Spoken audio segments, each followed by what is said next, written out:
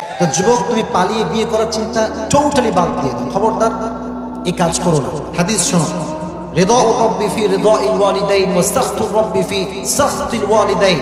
যার আব্বা আম্মা খুশি তার উপরে আল্লাহ নিজেই খুশি হয়ে যায়। সুবহানাল্লাহ পড়তে পারলেন না আগে?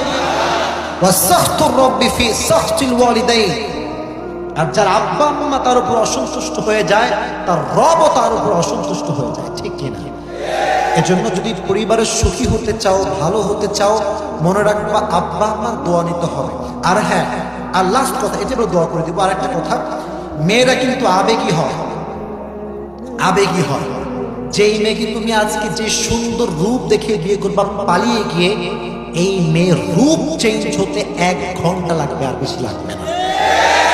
আজকে সুন্দরী কাল হবে কাল নাগিন। তখন বুঝবা ঠেলা কারে কম, তখন বুঝবা